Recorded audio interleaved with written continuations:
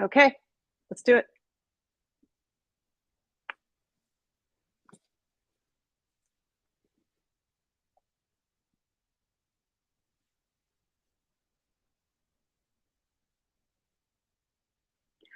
Welcome, everybody. My name is Vanessa Yanez. I'm the president of PRSA Silicon Valley. You are on PRSA Silicon Valley's Friday Forum.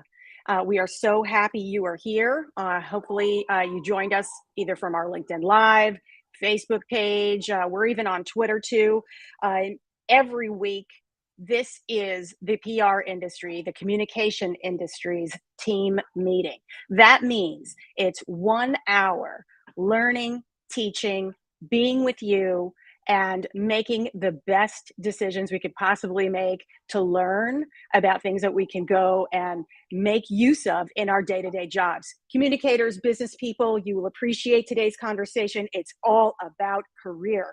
Once again, for those joining us for the first time, Friday forums are almost every Friday, 60 minutes and out. Join us and you hear from people who are making a difference. So today is no exception. You can see Visa's Vice President, Stacey Zolt Hara, is with us today. She will be talking about her career, what drives her, how she got to where she is, all the things that you might want to know as you navigate your own career. Now, I just want to take a second to say, everybody, we know that there is so much happening that we can't control. Wars, pandemics, all the things. There are lots of things we can't do right now. But if you take this 1 hour for yourself, you will, I guarantee, based on my own experience of doing over 70 of these, that you will be able to walk away and not only move on and be able to do what you need to do, but have some energy too. So we're so glad you're here with us. Show me now. Why are you not looking at me? This is just my voice. Oh, hi, everybody. It's good to see you. So if you're joining us for the first time, Friday forums work like this.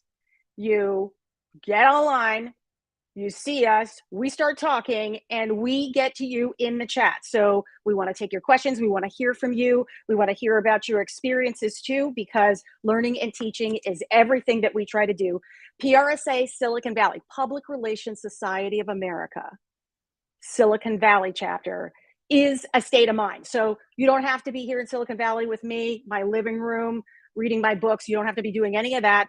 Just be here with us, join us, listen in, and well, let's get to the show. So like many of you, we are all rethinking what's going on in our careers. This has been, the last couple of years has been all about that. So today is all about career. And let me introduce Camelia Gendreau to you. She is one of our board members at PRSA Silicon Valley. And oh, by the way, there are 26 board members. That means people who are volunteering their time to help you, our public relations, our communications community. So if you feel like you have something to give, DM me, get in the chat, talk to us. Camelia is another person that you want to hear from, certainly because she's been on the board for more than a few years.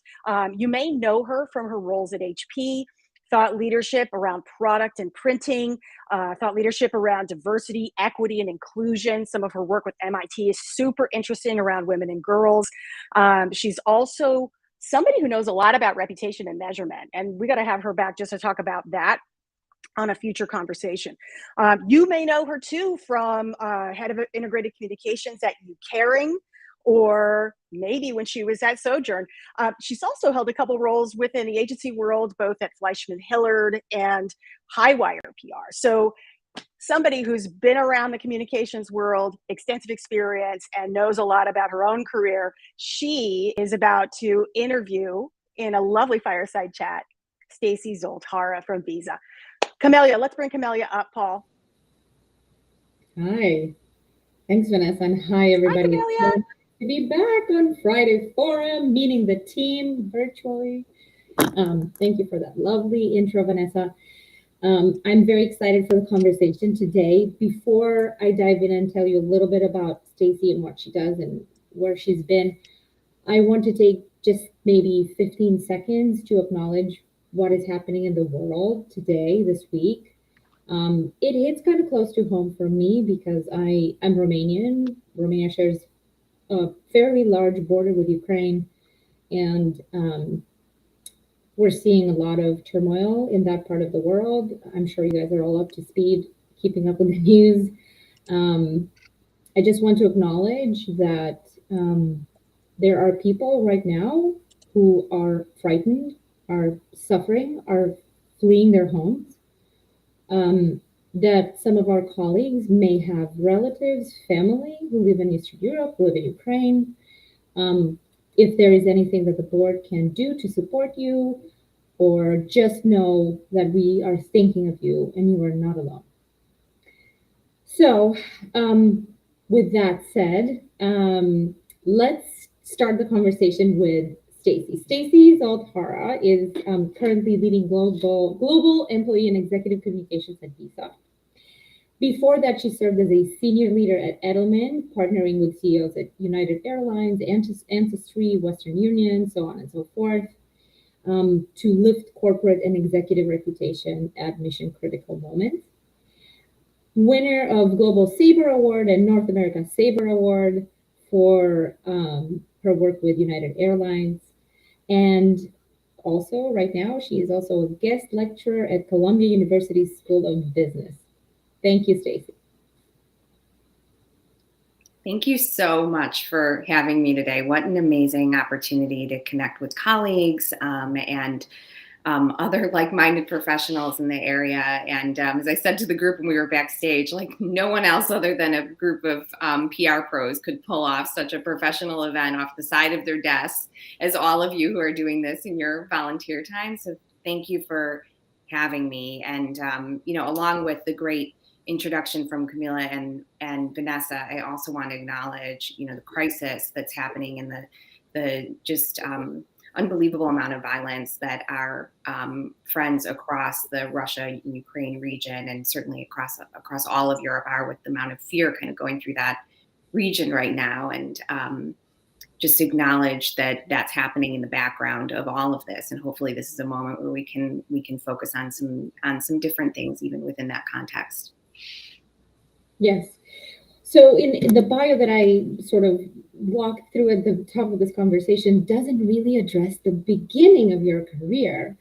And if you are okay with that, I'd love to start there and hear more from you about your work as a reporter, and then your work in the political and public affairs space. You worked for Senator Dick Durbin for a number of years. So you sort of weaved from journalism into politics and then into communications in a super interesting way, and would love to hear more about it. Sure, thanks for that. I started off my career as a reporter covering Congress. I was a young and blissfully ignorant, a very ballsy person, stomping around Capitol Hill, getting sources, trying to pretend I knew what I was doing. I mean, we call that now imposter syndrome, but that was my life. And I, really started out being very fortunate to have kind of wedged my way into some great opportunities. We could talk a little bit about that too. But I, first and foremost, am a writer. I still think of myself that way. Having started my career as a reporter and thinking about how to take really complex issues and situations and translate them to audiences in a way that was comprehensible and truly kind of brought home what was in it for them and why they should care.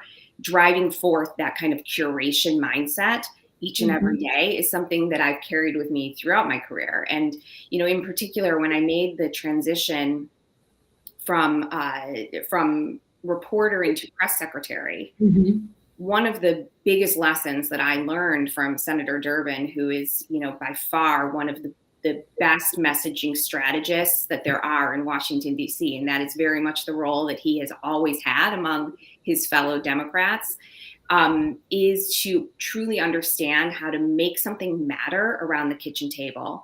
And when we would be, traveling through downstate Illinois and meeting with people in, Decatur or Effingham and driving around, I spent a lot of time sitting in the backseat of the car, with newspapers spread all over my lap, trying to figure out what people are talking about and how to insert the senator's agenda into that dialogue, so that we were creating our own view on the public discourse rather than trying to create something net new and wedge into that story.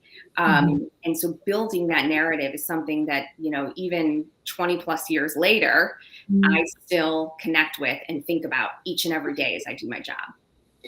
How did you make your way into the agency world? How did that come about? Yeah, natural honestly, I think about it in terms of just being rescued, actually.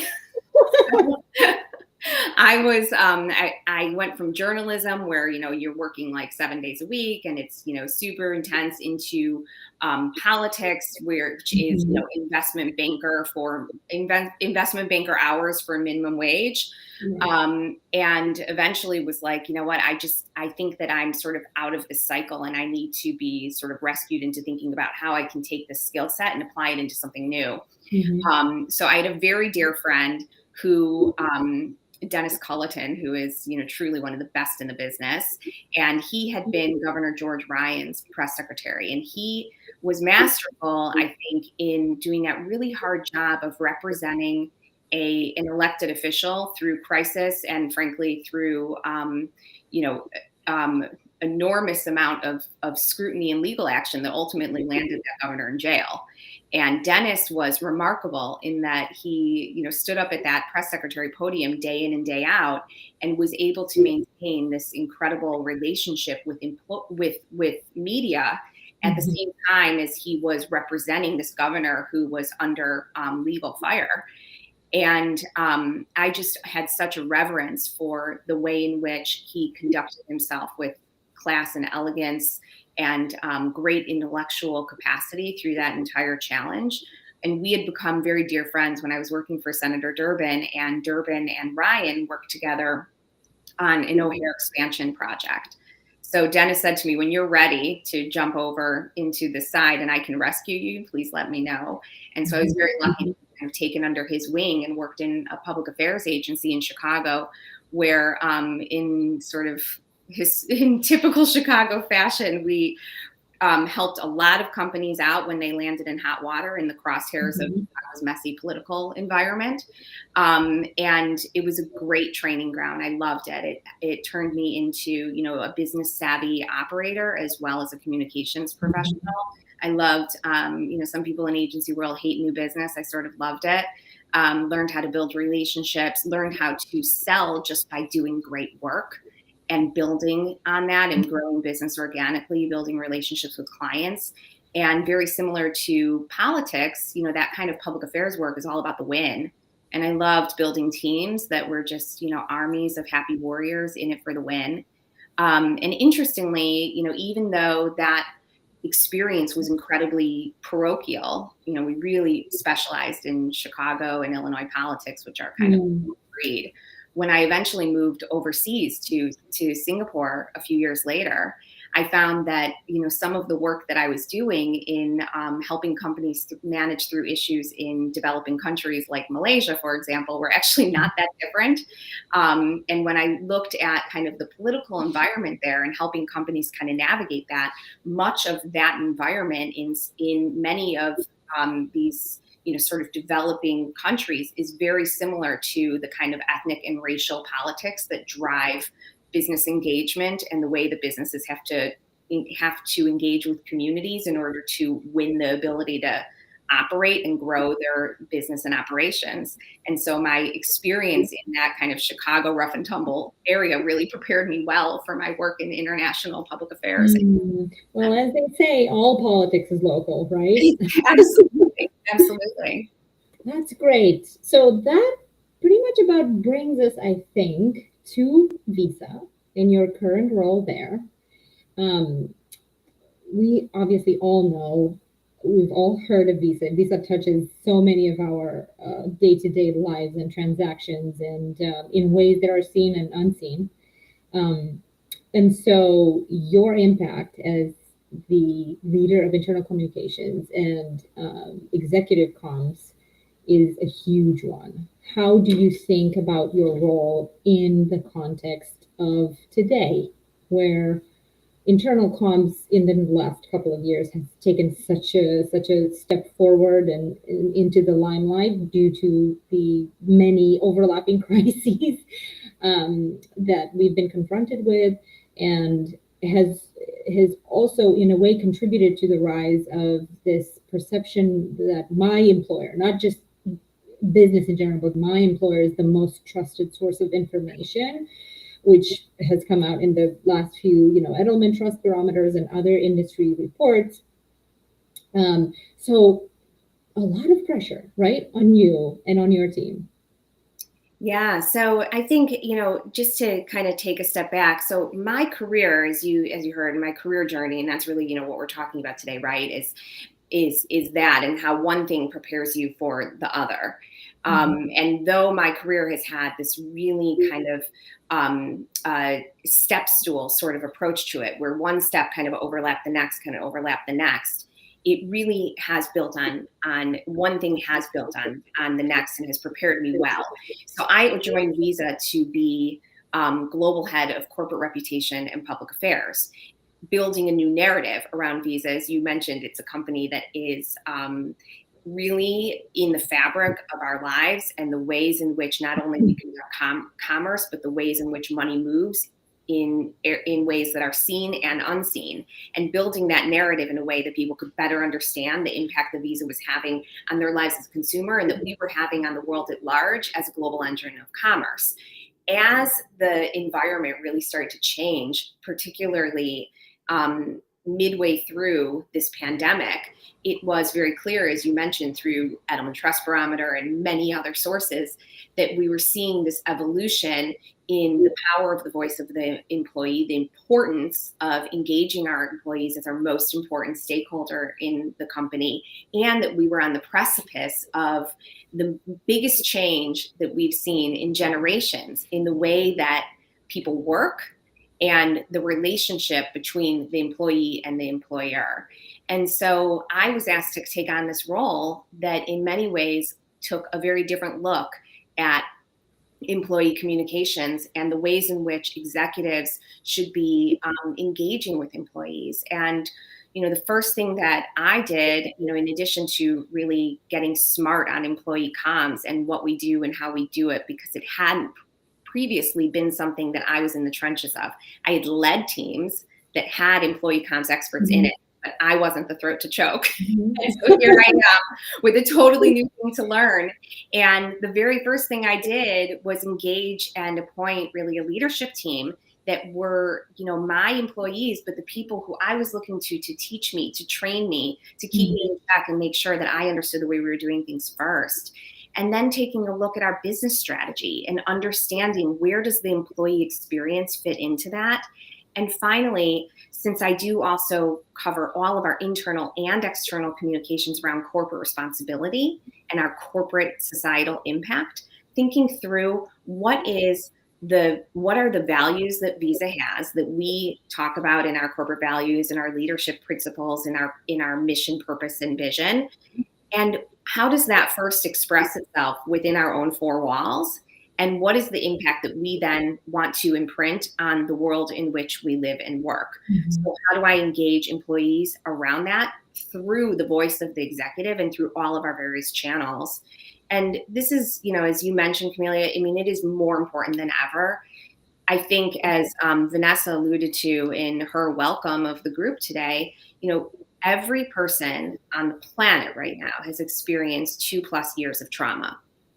And understanding that and starting there, that all of us have experienced various degrees and varied degrees of this roller coaster over the last couple of years.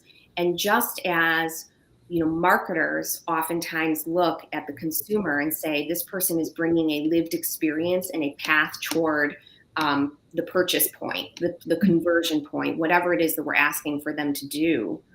The same is true of employees. Every employee is bringing their own lived experience to the table.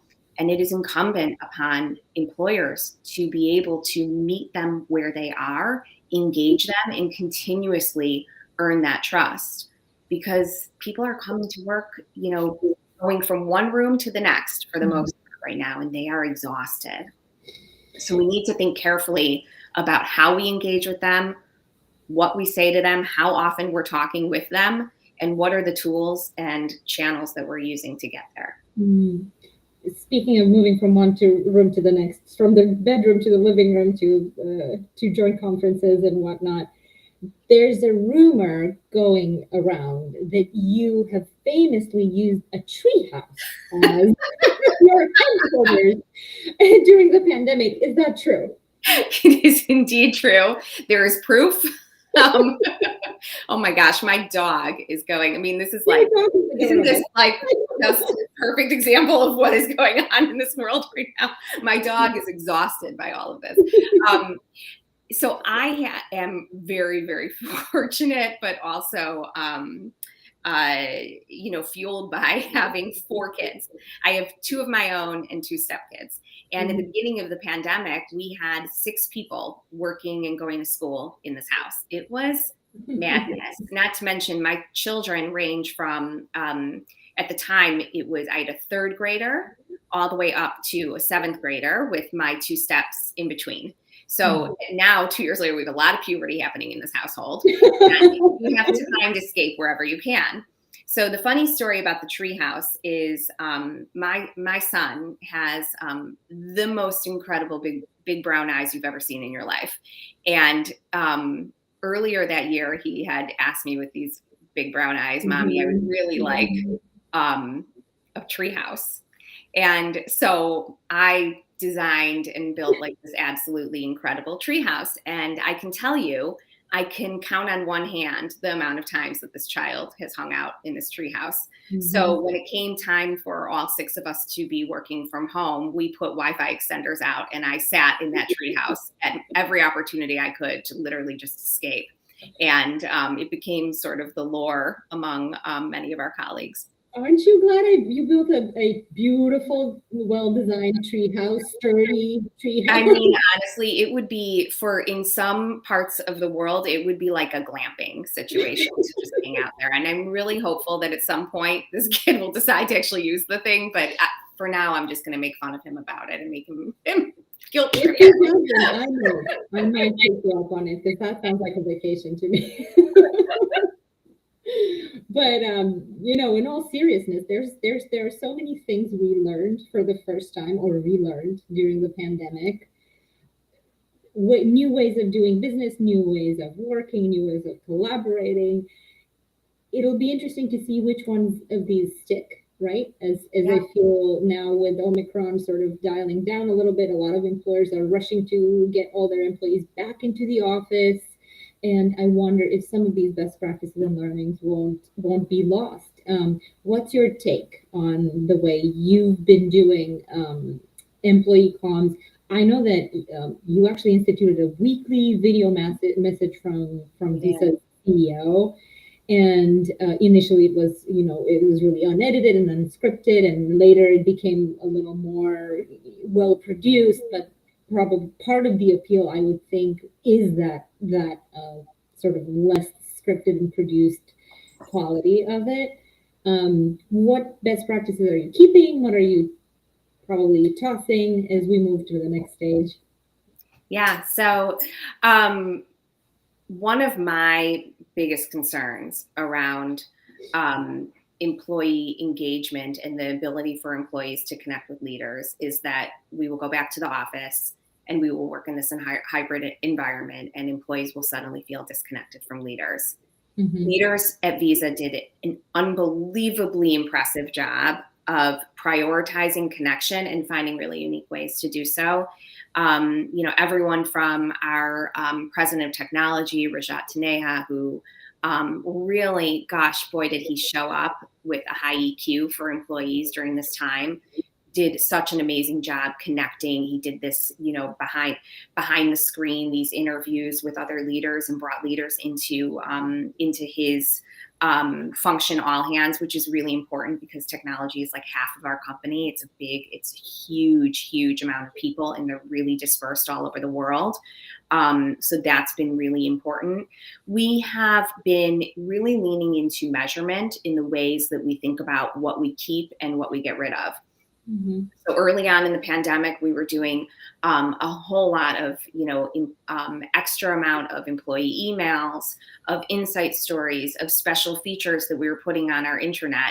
And at first, sort of the engagement of those was really high, and then it went down. Mm-hmm. And so as it's gone down, we've also polled our employees to understand and do focus groups around what are you looking for from us? How can we help? And it's really changed, and it's gone in these different kind of peaks and troughs throughout this 2-year journey. And now as we're going back into the office, we're thinking about that once again. With Al's videos, and I have to say, from the authenticity factor and really just being true to himself and sharing and being open and leading with humanity first, Al Kelly is best in class. He is just absolutely one of the most heartfelt, authentic leaders I have ever had the opportunity to work with. And I'm so grateful for that. He leads with his heart, and it opens the door and gives that leadership example for everybody. And it is top down in terms of creating that culture at Visa, and it shows. He's really prioritized teaching and showing leaders what it means to be empathic at this time. And it really has mattered for our employees. The weekly videos for him, we've tracked kind of the metrics over time. And when it started to sort of pull back, we went to an every other week factor, but we are going to continue it for the time being. And then interestingly, one of the things we've done, and I think I mentioned this to you when we were kind of preparing for this, is our quarterly all hands. We've developed them now to be a bit more like a more produced sort of TV show. And we create this opportunity for me to interview Al based on the questions that are sort of coming in, to curate in the moment with the help of an amazing behind the scenes team to kind of look at what's thematically, what's kind of coming through for employees. Then also for Al to do what we call like phone a friend, and he'll say, hey, can I call on, Ryan McInerney, our president, or Kelly Toulier, our chief administrative and people officer, to step in and answer a question. And then these executives sort of seamlessly pop in because of the magic and incredible skill of our corporate IT team. And as we've increased the production value of these all hands, our engagement and our viewership has gone up quarter on quarter consistently. Can they also buy a vowel? I'm sorry? Can they also buy a vowel? But I also, one of the things I think it just brings up another thought for me is that it's so important for us, particularly as an employee and executive communications team, to be thinking of ourselves as a media company and building out, story first, audience, and then looking at that channel, the same ways in which you would if you were communicating externally and thinking about the suite of channels that you have to engage. And one of the key things within a company is to be a really good collaborator and partner, because you can't do that without the partnership of corporate events, corporate IT, executive IT, and the chiefs of staff or business operations leads within each of the functions that you partner with. So collaboration is just crucial. Right. PR is definitely a team sport. For sure. I'm glad you mentioned content, because one of the things that I'm thinking about right now as I look at the media landscape is, it is really complex. There's a lot of turbulence there, like in many other systems. There's a lot of new players rising, and also a lot of owned content and owned mediums are popping up in a way that haven't before. How do you stay ahead of all of these trends? And for a brand as well known as Visa, how do you think of that in a way that's industry leading? Well, I think, first and foremost, it's incumbent on all of us to be really smart students all the time. I'm endlessly kind of curious. I consider myself a student of the communications industry always. And I think, a skill that I really picked up in my time at Edelman, and it's certainly exemplified from, my former boss and mentor, Richard Edelman, is just to always be learning and always be challenging yourself, never to be satisfied, and always be thinking about what's next. I'm always looking at what are other brands doing? How are other companies operating? I read a lot that is coming out of many of the agencies. I think even in the last couple of days, the type of insights that we've been getting from, our agencies, Porter Novelli and FGH, has just been absolutely amazing in helping us to really think about how other companies are acting, benchmarking, and looking across the ways in which we're working. The other thing that, I really do is I keep up my relationships with media, particularly with their in-house kind of agencies around sponsored content and owned content. And I open up that conversation. If they have something new that they want to share, or they want to tell me what's coming next in terms of their expansions, I am all ears. And I want to be part of those dialogues. And what's fun and interesting about that and building those partnerships is that oftentimes if you're sort of first to the table as a brand with something new that a media platform is doing, you can usually, negotiate a better deal for your company. You can usually sort of create something that's new and experiment together, and think about it not as, a vendor slash company relationship, but as a true partnership where you're looking to create great content together and put it out into the world in a way that is interesting and innovative, and think about how you can create a shared purpose for both of you around an engagement. I love that.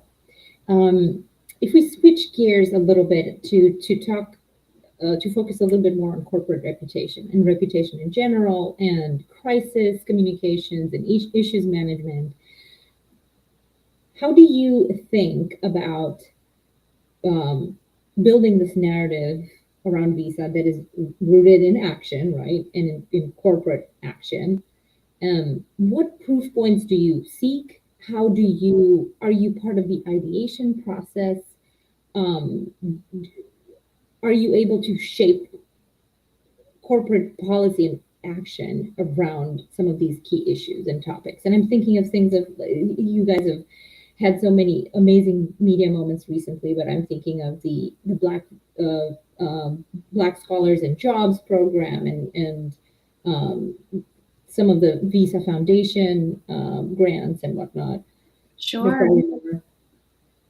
Yeah, I mean, I consider myself so fortunate to work for a company that will not tell a story unless it's grounded in real facts and impact. There are a lot of companies out there, I think, being in the PR business, sometimes people come to you and they're like, hey, can you just spin us a story? We're looking for a headline that says X, and you got to figure out a way to do that. And I've been in those situations before. Visa's not that. And I'm so, so lucky to be in a company that takes action first and then tells stories. And so when we do that, we are part of the conversation from the very beginning. We have really deep relationships with across our corporate responsibility group. We have an amazing chief diversity officer and head of corporate responsibility, and also a fantastic team of leaders underneath Michelle Gathers-Clark who are really focused on impact first. So when I think back to, your question around the Visa Black Scholars Program, that originated, in the wake of George Floyd's horrific murder.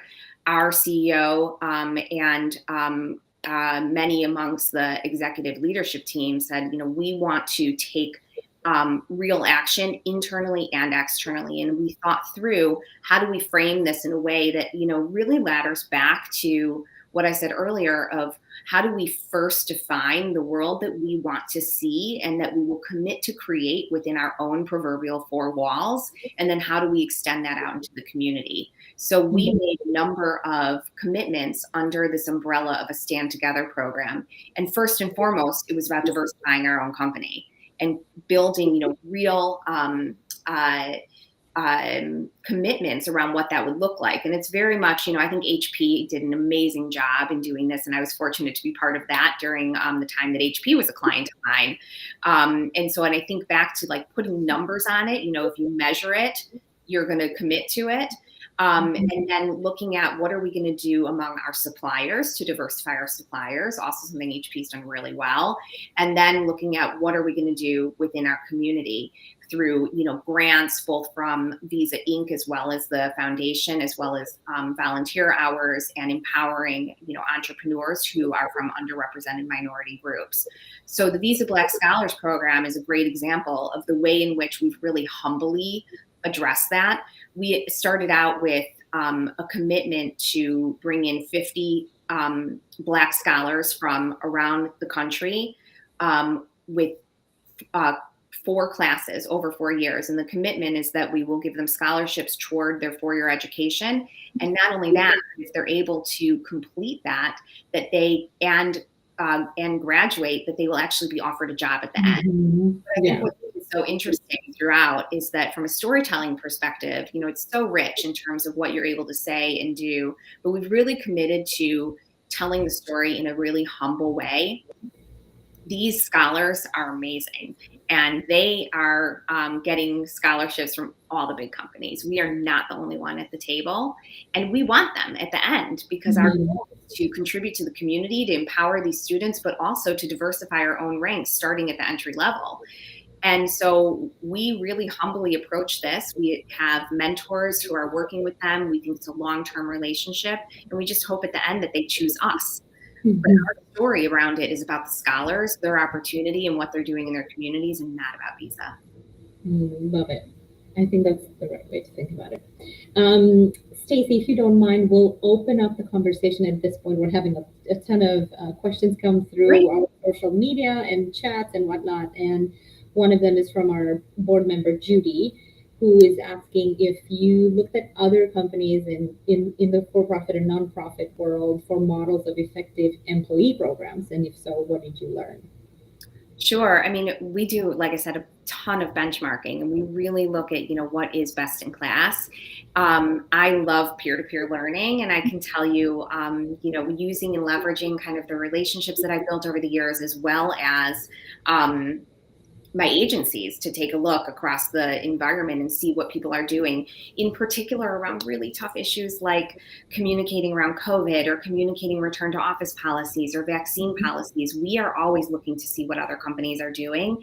And then in terms of, some of the I&D work and the engagement, I'll give you an example. I have a dear former colleague from Senator Durbin's campaigns by the name of Jay Sethi, and he is now the CMO for one of Diageo's major brands. And he's done some amazing work with Laverne Cox around, and you've probably seen some of the ads. She's like a great spokesperson for them. But we keep in touch on Instagram, just on a personal level. And I saw that he posted this amazing interview that he got to do with Laverne for all of Diageo's employees, building on the marketing relationship that they had with her. So I reached out to him and said, how did you broker that deal? What did that look like? And we had this great conversation around that, around how he's using what they call BRGs, business resource groups, whereas we call them ERGs, employee resource groups, and what that looks like. And out of that, we were able to then go to the marketing team and make the suggestion of we're working with Laverne Cox, and she seems to be really open to employee engagement for the brand she's working with. Might you be able to tack on something for Pride Month and see what she might be able to do? And so what we did was we recorded this amazing video just for our employees, and we inserted it into Al Kelly's weekly video, and it was just a huge hit. People were really excited to see a celebrity like that, who's so well known for their activism and their engagement and their representation importance, to be able to say that they think really highly around what Visa's doing and our impact, and that they're proud to work with the brand. It was really impactful. That is lovely. And it reminds me of something similar that HP did with Jane Goodall, who's also an icon in the world of forests and reforestation and conservation in general. And back to Judy's, the second part of Judy's question, which was, how about that early political messaging strategy to reach each voter where they are and be genuine? Did you draw on some of that work or some of that experience? Yeah, I come from that political background, and I think that's ingrained in me. And so when I think through the ways in which we engage audiences of all kinds, whether they be, employees or external audiences. I definitely think through, that spectrum of the voter. And, you have the people who are your true believers, they are your base. You have the people who will never, ever be with you. And you have that whole group in between, which in politics we might call the mushy middle. And our role as communicators is to engage the mushy middle and get them to feel, act, do whatever it is that we want.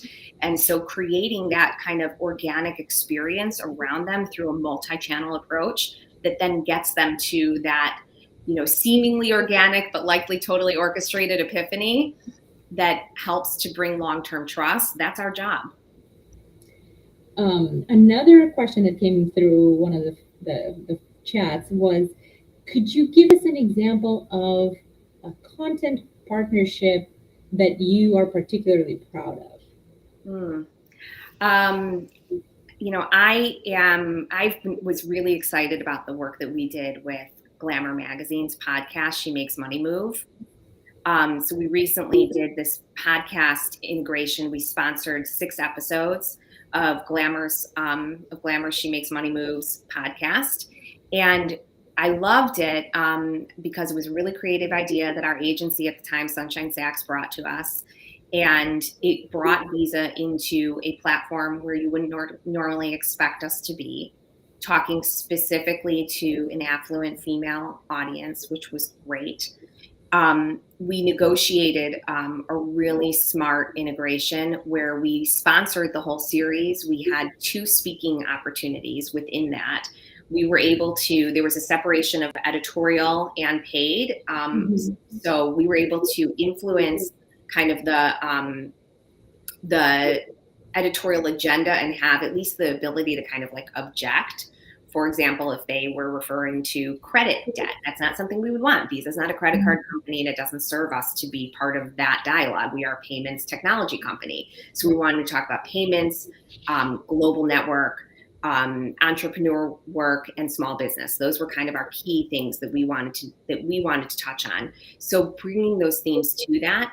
And what was awesome about it was that we had one segment where we used one of our key executives in the product function, Mary Kay Bowman, and she's just, great spokesman, super like casual, chatty style that fit really well with this. And then for the second opportunity, we used the CEO of Black Girl Ventures, which is an organization that we have supported through the Visa Foundation and Visa Inc., and that many of our executives are deeply involved in. And what I loved about that was that we actually were able to really kind of entrust that our story would be told in a really authentic and natural way just by Black Girl Ventures talking about their own story. And so by letting that kind of third-party spokesperson touch on the things that were important to Visa, it was a more organic way to storytell and really engage the audience. Well, and speaking of partnerships, I think Visa is one of the longest standing sponsors of the Olympic Games, but also the Paralympic Games. And there are so many amazing athletes and inspiring women and men on in the Paralympics.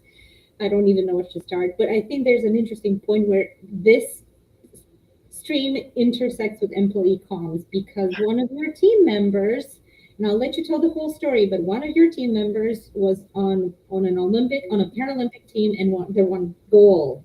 And I'll let you tell the whole story and how that plays into how different channels can be used differently to engage with employees and beyond.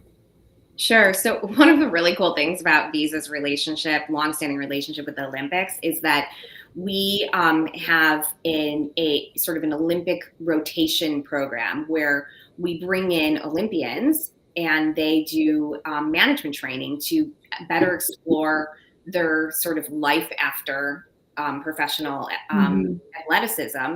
And as a result, we actually have a lot of Olympians as colleagues. It's amazing. And, even just this year, we had I think two colleague athletes who participated in the Beijing Olympics. And during the Tokyo. I'm not going to ask if they were on paid leave or not. But it's high performance individuals, it makes sense that they would find their way to Visa. Well, they're part of Team Visa always. So as part of the Tokyo Olympics, one of our colleagues competed in the basketball Paralympics and actually was part of the team that won a gold medal, and even, had court time and everything. I mean, it was really pretty incredible. And he was featured in, many of our employee comms activations around the sponsorship. He was on the kind of our lock screens and, many of the amazing visuals. And he is a member of our risk team and is, a beloved colleague by many. And so many people from around the organization had sent him, notes of good luck and really just kind of supported him through it. And of course, we all know that these last two Olympic Games have been really unique and trying for these athletes. To be competing amid, global pandemic is just puts a whole nother layer of stress on what is already a activation superheroes are only truly capable of. And when Ryan's team won the gold, Ryan, after coming back to the US, he wanted to write a blog post thanking all of employees around their support for him. And he reached out to a member of my team, Carrie Gushikin, and said, hey, I'd like to do this. What do you think? Can I get permission to do it? What do you think I should do? And her brilliant suggestion was that he should actually write it as a long form LinkedIn post, because she knew that it had the opportunity to engage people in such a heartfelt way that they will want to comment on it, share it, and otherwise sort of illustrate their pride. And we wanted to empower the employees who were feeling such pride about this and gratitude to be able to be great brand ambassadors. So it needed to have this internal to external component. So working with Carrie, Ryan wrote this amazing post that then went onto LinkedIn. And what we did to promote it was we built in content cards and other sort of really great graphics that went through a bunch of different channels where we reach out to employees that said, a special thank you from Ryan. And when you clicked on it, it immediately tossed you into LinkedIn. And that way you were viewing it immediately on the LinkedIn platform, where you then could comment on it, like it, share it. And it was just incredible to see so many of our colleagues talking to each other in a way that was so visible for people who we may want to recruit in the future. So it was an amazing employer brand moment. Lovely. And since you brought up recruiting, and we have about maybe 10 to 15 minutes left of our conversation, I think we'd be remiss not to talk about that piece a little bit, seeing how a lot of our audience is pros who are, either looking for the next step in their careers or exploring possibilities, opportunities. And of course, in the context of this broader trend that some people are calling the Great Resignation, I don't know if that's the right way to call it. From what I'm seeing on LinkedIn, anecdotally, a lot of people are leaving jobs. But a lot of people are joining organizations from a place of, I'm joining them because I love their values, I love what they stand for, and I'm attracted to the work, rather than hunting the next bigger paycheck. So what are you seeing, and how is Visa doing on the chapter of retention, attrition? Sure. So I similarly don't see this as the Great Resignation. I see it as a reframing. And I think we're all sort of reframing our relationship to work, where it fits in our lives. I was in a conversation with a number of different chief people officers yesterday in this sort of cross-functional platform through this company called Natters. Amazing conversation, actually. And one of the gentlemen I was talking to said, and I wrote it down, so it was like, I'm going to steal this. So here I am using it and broadcasting it, that work isn't a place that you go, work is the thing that you do. And I think recognizing that we're all sort of working, particularly as knowledge workers, we are working kind of all the time. And it's a matter of how much mind share are you earning for that employee, and what is the relationship that you're building over the long term. And, I talked a lot earlier around Al's commitment to, having high EQ leaders and leading with leadership principles, talking about what is that career journey, what is our business strategy, where do you fit into it? And what does that mean for you and your growth at Visa? We're really leaning into that and doubling down on that kind of conversation with employees during this time. We are seeing some movement like every other company out there, but we're also seeing some incredible talent come to Visa, and I'm really excited about that. I did see somebody say in the chat, are you hiring right now? Yes, we are. There are a number of open comms roles on the team, and a lot of those are because we're growing. Our team is, like many other comms teams in companies all around the world, is being relied on increasingly for all the reasons we've discussed today. Comms is really at the intersection of building that long-term trust as an institution, both with internal and external stakeholders. And we're needed, and we have a seat at the table. Visa is a great place to be a communicator. So, definitely take a look and see what we have out there. Well, what a lovely, lovely note to end on, and to the point of trust. The way I like to think about it is almost like a glass jar, and you have to put a marble in it every day to build trust. It's not with one or two grand gestures. It's really how you show up over time, every day, every step of the way, with every one of your audiences, right? So true. Well, that is wonderful. And I know, Stacey, you have a pretty hard stop. So at this point, I'm going to open it up to all of our board members and Vanessa and anyone else. If you have any more questions for Stacey, now is the time to do it. Otherwise, I will ask my trademark questions about your favorite podcast and your favorite book, or I can just leave you with that thought until we see if anyone else has other questions. And if they don't, then, oh, there we go. Judy asking about employee-focused retention statistics to see if you're making a difference compared to the averages we are reading about. Yes, so we're incredibly metrics driven, and we are looking at, all of the data that we can. And actually, our people team has done a tremendous job in the last several weeks in particular in just diving in and rethinking the ways in which we can cull that data and better understand what's happening within our workforce, both in, I think, the employees that may be leaving, but also culling the conversations that recruiters are having with employees to better understand what are the things that are sort of hitting well with prospective hires and what isn't. And we're using that to drive business decisions around the ways in which we are building the future of our office and our company and our contract with employees, and then communicating from there. And so I think, that really comes through in everything that I've talked about today, that it starts with the business action and then the communication strategy in bringing that action to life in great stories that reach the audience. All right. So what's your favorite podcast right now? And what's a book that you read recently that has made an impact? Sure. So my favorite podcast at the moment is Smartless with Jason Bateman, Will Arnett, and Sean Hayes. It is hilarious. I mean, it's just absolutely laugh out loud funny. And, sometimes they bring on some really interesting, actors and things like that. Sometimes they're bringing on people to talk about current events. My old friend Jake Tapper was on there over the summer, and I loved hearing about, his approach to the news. They asked him, does he ever sleep? I think maybe not with all that man accomplishes. It's incredible. But it's so fun to hear and listen to podcasts and things that are really just about what's happening in the world at large. It kind of gets you out of your bubble. And I think that's so very important, in addition to things like, listening to Kara Swisher's Sway and all the important things that we listen to for our work.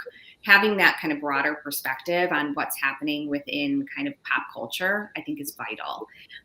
In terms of books, so I am an absolutely voracious reader, and I just, let's see, I'm trying to think something I read that had a big impact on me. There's a fantastic book called I think it's called A Knock at Midnight by Brittany K. Barnett.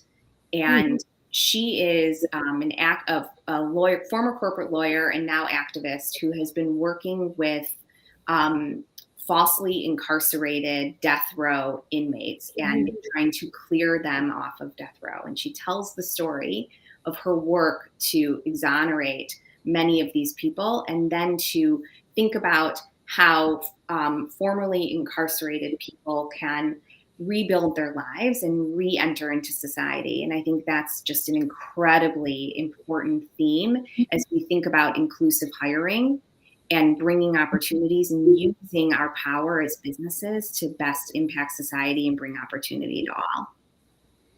Sounds close to Just Mercy, which is one of my... Yes, exactly. It's really along those same themes. I highly recommend it. And actually, she just did a TED Talk about 2 months ago that was absolutely awesome. I highly recommend, everyone to take a look. She's an amazing thought leader in this space.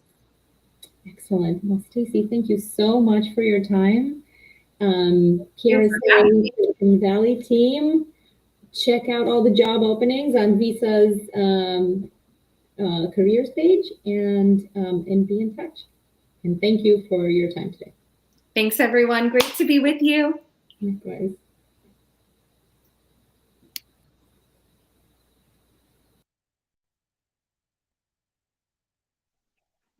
And everybody, we have some shows coming up in a few weeks' time. So we will see you next Friday Forum, March 11th. Before we get to those, I want to make sure we thank properly our guests, Stacey Zolt Hara and from Visa, and Camelia Gendreau, who is one of our most well, let's just say active board members. We hope you are participating also with PRSA Silicon Valley. We have so much more to do this year. We're just getting started. Thanks to our guest today. Next up, we will see you Friday, March 11th. Mark your calendar. It's easy to do on the LinkedIn. We've also sent some people calendars. Message us if you'd like that too. We are happy to make sure that you have that and you're ready for it when the meeting happens. And really what that one's going to be about is learning more about Bospar PR, which is a hot PR agency, high growth, lots of focus on recognition and awards, lots of really interesting projects they're working on. You'll want to hear more about that. We're also going to be doing the following week.